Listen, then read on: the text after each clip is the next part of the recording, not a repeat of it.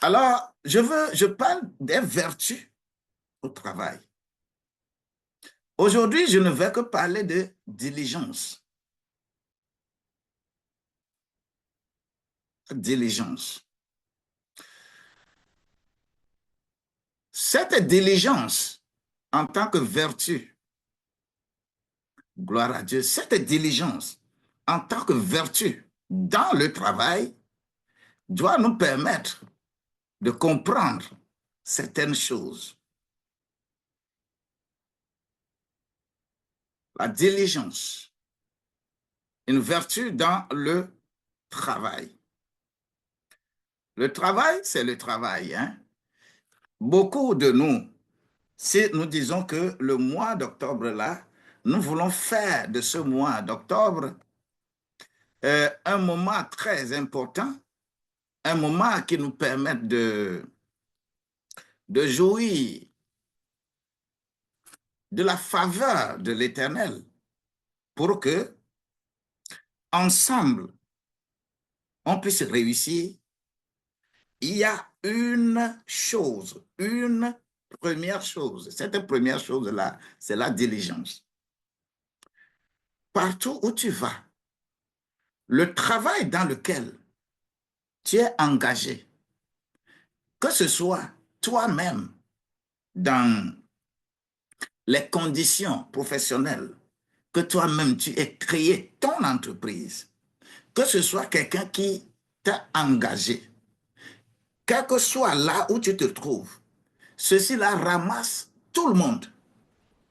Si tu es serviteur de Dieu, si tu es euh, une bonne à la maison, si tu es soldat, si tu es employé, si tu es employé de bureau, si tu es balayeur, bon, on a même donné un bon nom à ça, un technicien de surface, c'est bon.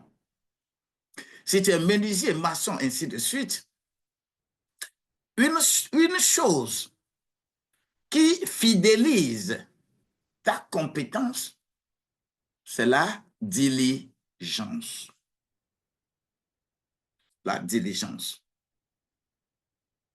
C'est une première vertu que je voudrais, avec toi, traiter en 6 points. La diligence.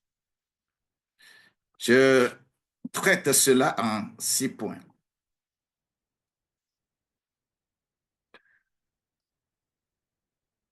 Je vais envoyer le premier point rapidement. Ce premier point, je vais retrouver ce point-là dans Proverbe, au chapitre 10, le verset 4, la partie A seulement. La diligence. Bien-aimé, la Bible est merveilleuse. Non, la Bible est tellement merveilleuse. Et toi et moi, nous allons chercher à comprendre certaines choses. Et nous allons être attachés à ce que Dieu nous demande de faire et que nous soyons de bons outils sur la terre. Proverbe au chapitre 10, verset 4, la partie A. Il est écrit là-bas, celui qui agit d'une main lâche s'appauvrit. C'est-à-dire, pour être diligent, pour être coté là où tu es, pour que l'on puisse réellement te confier de bonnes choses, te donner la promotion, te donner ce qu'il faut. Même dans les interviews, lorsqu'on veut faire les recrutements, dans les interviews, tous ces éléments, c'est ce que nous cherchons. N'oublions pas que je suis expert finance locale et je fais recrutement. Des entreprises me demandent à faire recrutement pour elles. Mon cabinet en fait. Et il y a des choses que nous cherchons dans les interviews. À chaque poste, à chaque ce que tu vas faire, Il faut que tu sois qualifié dans certaines choses. Tu as le savoir, d'accord. Tu as appris. Tu as un diplôme. Tu as présenté ton diplôme. D'ailleurs, c'est mention très honorable. Tu es excellent là. Il n'y a pas de souci, c'est bon. C'est une présomption. Ce n'est pas encore une compétence, c'est une présomption. Tu es présumé connaître la chose. La deuxième chose, on t'a demandé le CV. Tu as écrit beaucoup de choses dans ton curriculum vitae. Le curriculum vitae, là, on va lire. Cela veut dire que, cette présomption, c'est une réalité, mais qui n'est pas dans notre contexte. Et que cela, tu l'as fait dans d'autres boîtes. Là, le savoir-faire, tu as le savoir-faire. Ce n'est plus le savoir et le savoir-faire que nous cherchons dans les interviews. Non. Mais c'est le savoir-être que nous cherchons. Et le savoir-être ne s'apprend pas à l'école. Et dans ma langue, on dit que tablabla après y ochona.